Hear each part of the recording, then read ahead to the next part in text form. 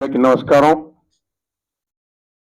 Basic గా మోహన్ గారు ఇది రెండో శకానికి నాంది. ప్రొడ్యూసర్ గా ప్రస్థానం స్టార్ట్ చేసి ఇందాక ఆదిత్య గారు చెప్పినట్టు మరి డైరెక్టర్ కాకుండా అన్ని శాఖల్లో తెలియంది తెలుసుకోవడంలో మోహన్ గారు ముందున్నారు. ఈ సినిమాకి ప్రతిదీ క్షుణ్ణంగా 24 క్రాఫ్ట్స్ ప్రొడ్యూసర్ గా ఉన్నారు. భలే చాలా సినిమాలకు ప్రొడ్యూసర్ గా ఉన్నారు.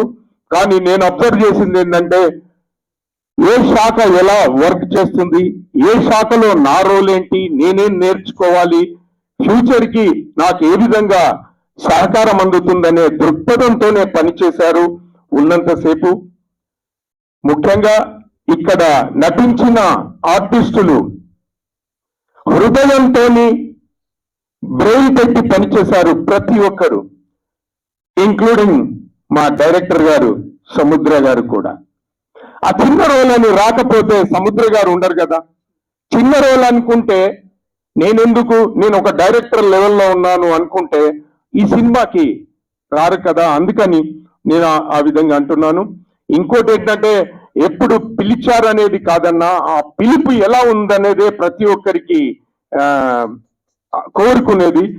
ఇప్పుడు పిలిచారా, గంట క్రితం పిలిచారా, మీరు ఎప్పుడు పిలిచినా ఇక్కడ డాష్ మీద ఉన్నోళ్ళు మీకు ఖచ్చితంగా వస్తారు. ఎందుకంటే ఆ ప్రేమ లేకుంటే ఇంత దూరం రామన్నా, గంట సేపు డ్రైవ్ చేసి రావాల్సిన ఆవశ్యకత లేదనిపిస్తుంది. ఎందుకంటే ఆ పిలిపే ఎవరినైనా ఎక్కడికైనా తీసుకెళ్తుంది. మరి మీరు నన్ను కూడా నేను ఎక్కడ డైరెక్టర్స్ అందరు వెళ్ళిపోతారో నా అభిరుచిని, నా ఆకాంక్షను, ఇండస్ట్రీ కోసం పనిచేసిన ఒక దిగ్గజం పుట్టినరోజును ఈరోజు సెలబ్రేట్ చేసుకుంటున్నారు. నేను ఈ మాటలు మాట్లాడుకుంటే వాళ్ళు ఎక్కడ వెళ్ళిపోతారో, నేను ఎక్కడ మిస్ అవుతానో, వాళ్ళు వినరేమో డైరెక్టర్స్, నా మాటను ఎక్కడన్నా చెప్పరేమో అనిపించింది.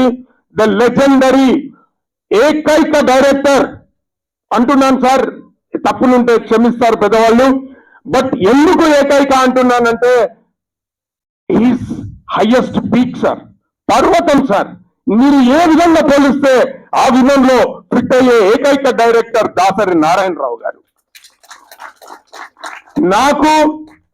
నేను ఫస్ట్ ఇంటర్వ్యూ ఫేస్ చేసింది దాసరి నారాయణరావు గారు.